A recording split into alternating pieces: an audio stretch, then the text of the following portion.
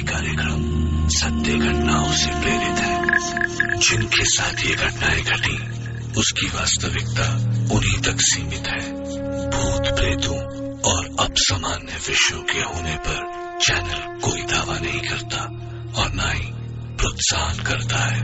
बस एक दावा करता है और वो है डर।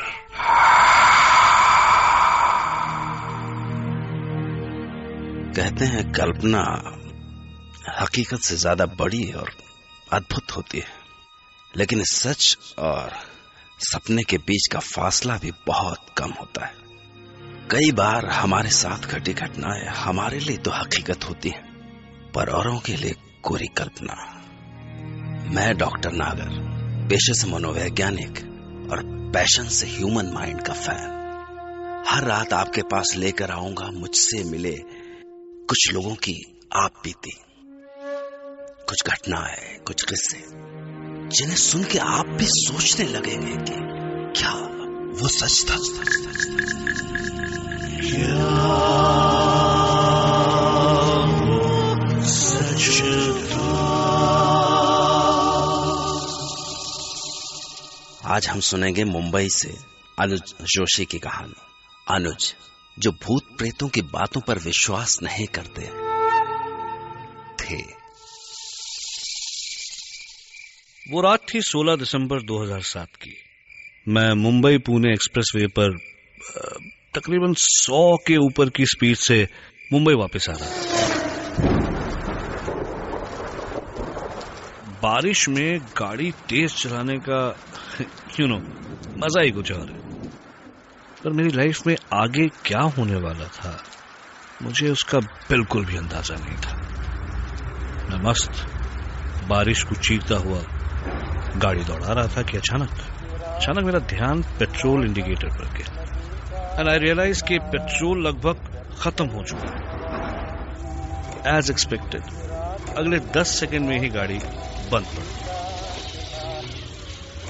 ओह hell, the only way out was डब्बा लेकर पेट्रोल पंप तक जाओ और वापस आओ। तेज बारिश और 5 किलोमीटर का वॉक। उफ। खैर, डब्बा लेकर बाहर बारिश में निकला।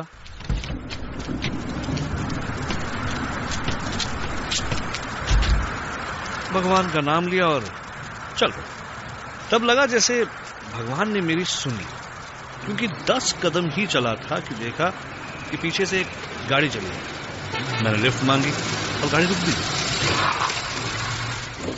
तो मैंने कांच पर नॉक किया, होपिंग कि मुझे लिफ्ट मिल जाए। लेकिन जब कांच नीचे हुआ तो पता नहीं क्यों एक अजीब सा डर लगा।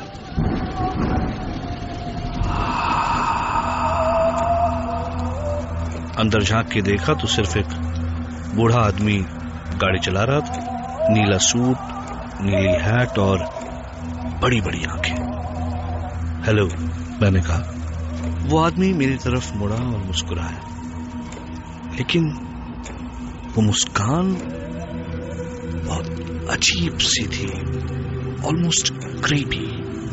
और तब उसने अपना मुंह खोला और उस आदमी की आवाज सुनकर ऐसा लगा मानो किसी ने मेरी पीठ पर बर्फ डाल दिया। उसने कहा, हेलो। सच, एक बार मन में आया कि तुरंत यहां से भाग जाऊं, पर मैंने अपने आप को संभाला और कहा, सर लिफ्ट मिलेगी? मुझे आगे 5 किलोमीटर तक जाना है, पेट्रोल पंप तक। उस आदमी ने अपनी उसी ही पतली और अजीब सी आवाज में जवाब दिया, आओ बैठो। Thank you sir. मैंने एक लंबी सांस ली और गाड़ी में बैठ गया।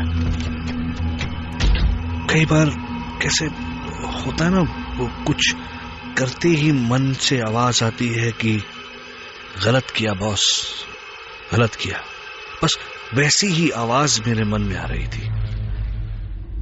मैंने फाइनली कहा, हेलो सर, मेरा नाम अनुज है। Call me Freddy. Okay, hi Freddy. वो मेरी तरफ देखकर मुस्कुराया। पतले से सूखे हुए होंठ और पीले रंग के टेढ़े मेढ़े दांत।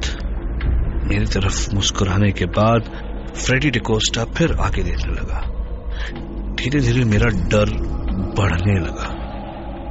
फाइनली बातचीत करने के इंटेंशन से मेरे मन में जो आया मैंने कह दिया, आप बहुत खुश लग रहे हैं मिस्टर फ्रेडी। ओह यस, मैं बहुत खुश हूँ।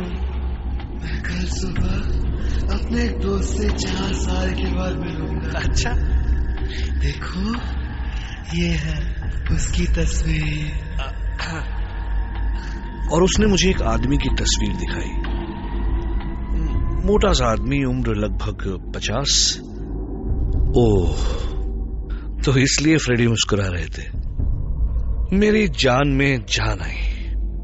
थोड़ा गिल्टी भी फील हुआ, लेकिन इससे पहले मैं कुछ कहता सामने पेट्रोल पंप आ गया। मैंने फाइनली फ्रेडी से कहा, एक बार फिर से thank you sir. Oh sorry Freddy. That is all right. अगर तुम्हें कभी भी मुझसे बात करनी हो तो you can call me.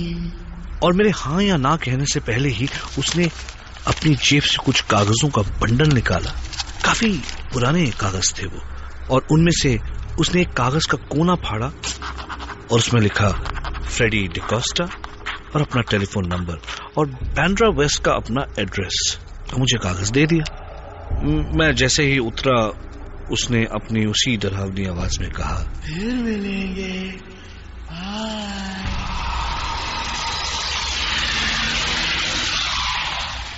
और तुरंत कार निकल गई।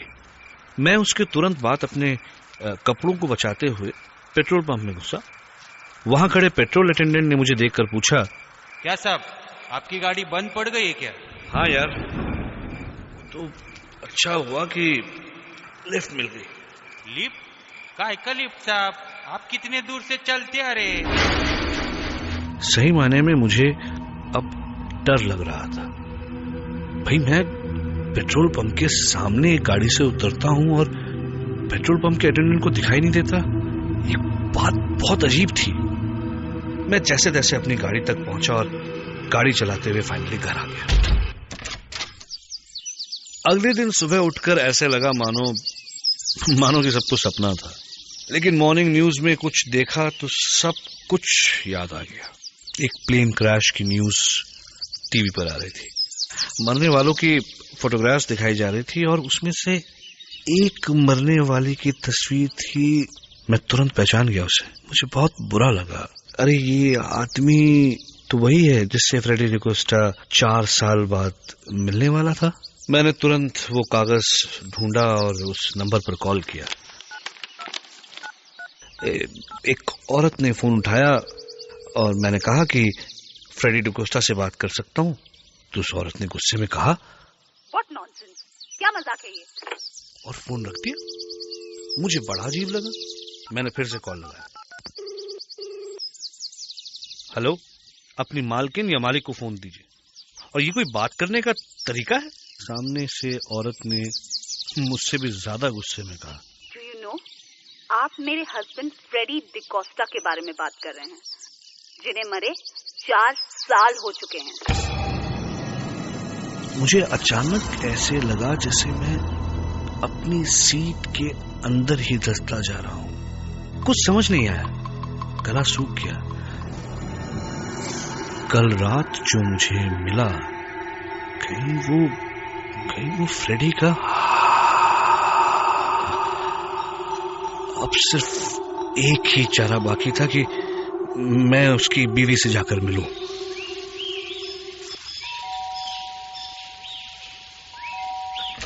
Yes, may I help you? जी, मेरा नाम अनुज है। वो मैंने आपसे फोन पर बात की थी आपके हस्बैंड फ्रेडी के You, तुम जाते हो या मैं पुलिस को बुलाऊं?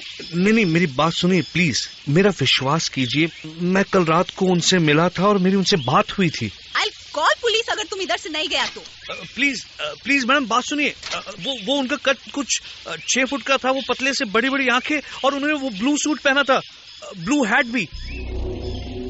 औरत तुरंत रुक गई, दरवाजा खोला और मुझे देखती रह गई और थोड़ी देर बाद बोली, मैंने दफनाते हुए यही कपड़े पहनाए थे उन्हें। तब उन्होंने मुझे बताया कि 4 साल पहले आज ही के दिन फ्रेडी डिकोस्टा ने खुदकुशी कर ली थी। यानी आज उन्हें मरे हुए 4 साल हो चुके थे। पहले रोज सुबह उठकर मेरे को आई लव यू बोला करता था, लेकिन एक दिन सुबह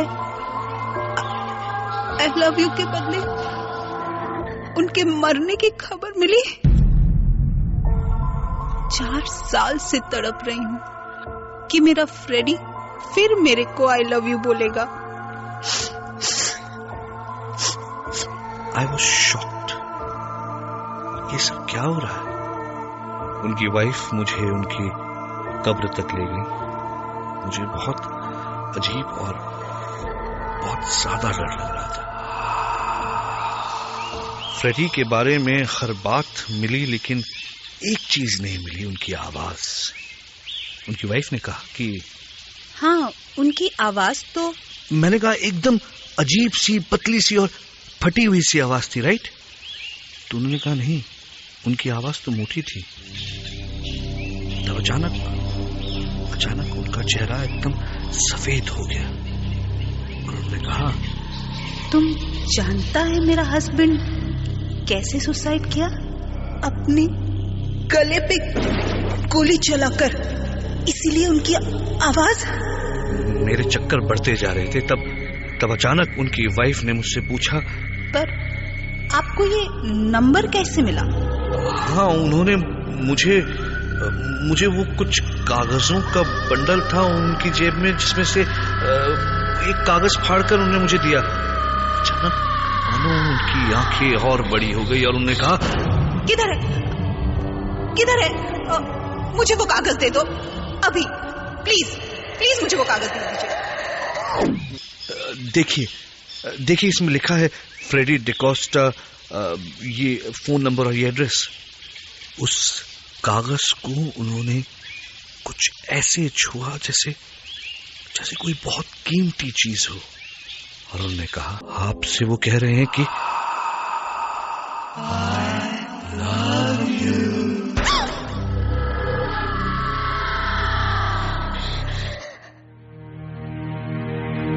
हमारी चेतना पर किसी का जोर नहीं है। सपनों को तो आप बुलाते नहीं हैं, लेकिन वो फिर भी आते। इसी तरह जिंदगी में कुछ पड़ाव भी बिना बुलाए चले आते हैं। क्या सच में फ्रेडी डिकोस्टा मरने के बाद भी अनुज से मिले? अगर नहीं, तो उसके पास वो कागज कहां से आया? क्या सच में मरने के बाद उनकी आवाज बदल गई थी? और क्या सच में उन्होंने अनुज के जरिए अपने प्यार का इजहार किया?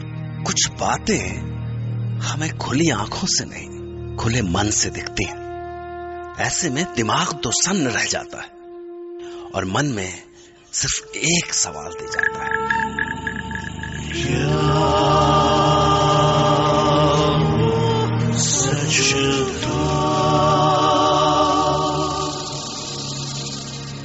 खैर, मैं डॉक्टर नागर कल रात आपसे फिर मिलूंगा एक नई सच्ची घटना के साथ।